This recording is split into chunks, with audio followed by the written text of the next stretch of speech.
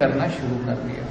तब देवतागण लोग सब यहाँ पर धरती के ऊपर में आकर के देखने लगे कि ये किस प्रकार से क्या हो रहा है। सब लोग ब्रह्मा के पास में गए और ब्रह्मा से जो है उन्होंने प्रार्थना की कि इस प्रकार से जो है हिरण्यकशिपु के सभी दानव संगी लोग इस प्रकार से उधम मचाने में लगे हैं। तब उन्होंने कहा कि मैं भगवान से प्रार्थना करूंगा, और भगवान ने बताया कि वो जल्दी ही एक अवतार के रूप में आएंगे और सभी लोगों का उद्धार करेंगे।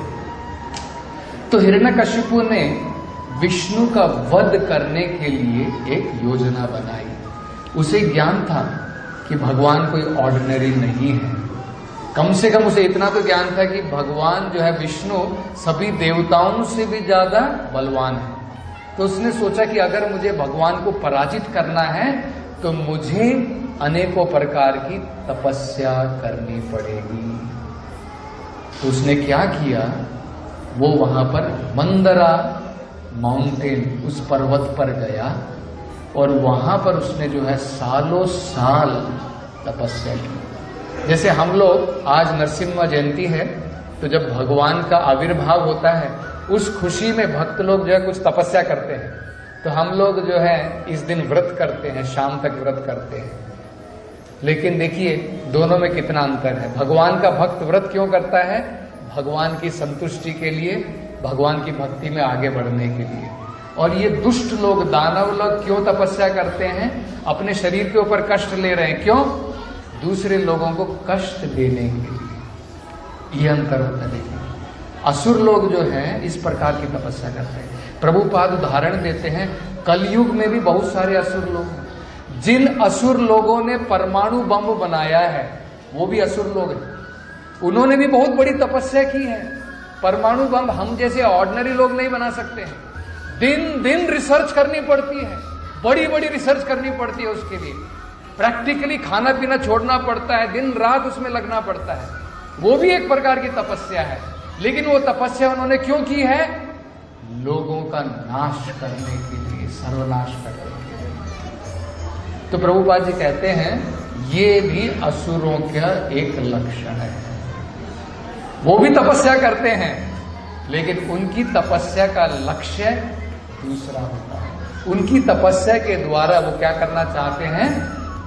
लोगों का विनाश करना चाहते हैं। तो इस प्रकार से सोच करके दो टांगों की, एक टांग के ऊपर जो है हिरण्यकशिपु खड़ा हो गया। दोनों हाथ उसने जो है ऊपर आकाश की तरफ देखे और सालों साल इस प्रकार से तपस्या करता रहा। तपस्या में एक्चुअली इतना बल होता है कि उसकी तपस्या के कारण उसके सिर के अंदर से गर्मी, हीट निकलनी प्रारंभ हुई, अग्नि निकलनी प्रारंभ हुई। वो अग्नि इतनी चारों तरफ फैलने लगी कि ऊपर के जितने भी लोग थे, नीचे के जितने भी लोग थे, सब बिल्कुल गर्म हो गए। देवताओं के लिए वहां पर रहना असंभव हो गया। सारे देवता लोग भागे भागे जो ब्रह्मा जी के पास गए और उन्होंने कहा कि कृपा करके इस हिरण्यकशिपु की तपस्या को रोको। हम इस प्रकार से नहीं रह पाएंगे, हमारा रहना दुर्लभ हो गया है, दुष्कर हो गया है। तब ब्रह्मा जी ने कहा कि ठीक है, हम सब लोग साथ में मिलकर के वहां पर जाएंगे। तो ब्रह्मा जी वहां पर पहुंचे और ब्रह्मा जी जो उसकी तपस्या से खुश हुए। खुश होकर के जो है ब्रह्मा जी ने कहा कि ठीक है, तुम्हारा जो देह है वो बिल्कुल सड़ चुका है। जब उन्होंने देखा कि हिरण्यकशिपु जो है इस प्रकार से तपस्या कर रहा है, उसके पूरे शरीर को कीड़े मकोड़े सब खा चुके थे, तब ब्रह्मा जी ने अपने कमंडलू से जल छिड़का, दोबारा उसको जो है शरीर प्रदान किया। दोबारा उसका शरीर हष्ट पुष्ट हो गया। तो बाद में जो है उनकी तपस्या से खुश होने के बाद में ब्रह्मा जी ने कहा अब तुम मेरे से वर मांगो, मैं तुम्हारे से संतुष्ट हूं। तुम जो भी वरदान चाहते हो मैं तुम्हें प्रदान करूंगा।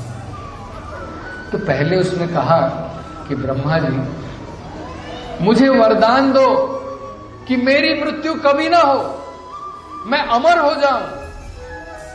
तो ब्रह्मा जी ने कहा अरे मूर्ख, मैं स्वयं अमर नहीं हूं, मेरी भी एक दिन मृत्यु होती है। अगर मेरी मृत्यु होती है तो मैं तुझे अमर कहां से बना सकता हूं?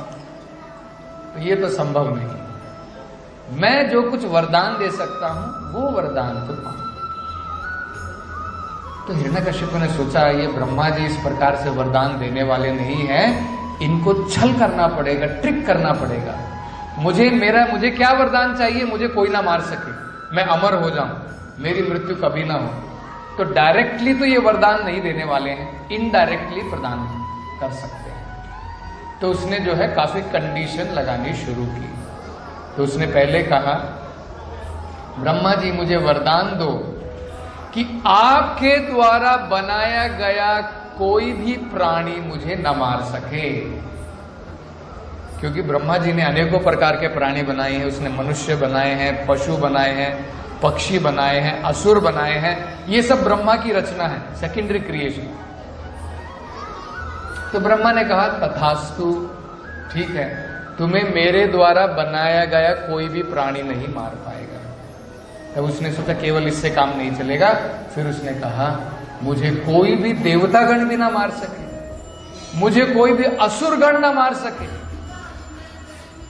और उसके बाद में कहा मुझे घर के अंदर भी कोई ना मार सके, घर के बाहर भी कोई ना मार सके, पृथ्वी पर कोई ना मार सके, आकाश पे कोई ना मार सके, किसी भी औजार के द्वारा, वेपन के द्वारा मुझे कोई ना मार सके। तो इस प्रकार से जो है हिरण्यकश्यप ने अनेकों प्रकार के वरदान भगवान से, ब्रह्मा जी से प्राप्त किए। और उसके बाद में उसने सोचा अब मैं अमर हो गया। तो प्रभुपाद जी बताते हैं ये असुरों का एक और ये जो खराब लक्षण है वो क्या है, जिससे वो वरदान लेते हैं बाद में उसको भी मारना चाहते हैं। प्रभुपाद जी एक शिव का एक इसी प्रकार का आसुरिक भक्त था। उसने शिव की उपासना करी। शिव की उपासना करने के बाद में वरदान मांगा, जिसके भी सर के ऊपर हाथ रखूं वो भस्म हो जाना चाहिए। शिव जी जो है बेचारे भोले भंडारी है, उनको बोलते हैं ना भोले भाले। उनको मालूम नहीं असुर क्या करना चाहता है, और वो आशुतोष है, जल्दी प्रसन्न हो जाते हैं और जल्दी उसको जो वरदान दे देते। तो वरदान दे दिया, ठीक है। तो उसने पहला एक्सपेरिमेंटेशन शिव के ऊपर ही करना चाहा। ठीक है, आपने मुझे वरदान दिया है जिसके भी ऊपर सिर के ऊपर हाथ रखूं उसका सर्वनाश हो जाए, पहला एक्सपेरिमेंट आपके सर के ऊपर करूंगा। तो शिव भगवान जो अपनी जान बचा करके भागे।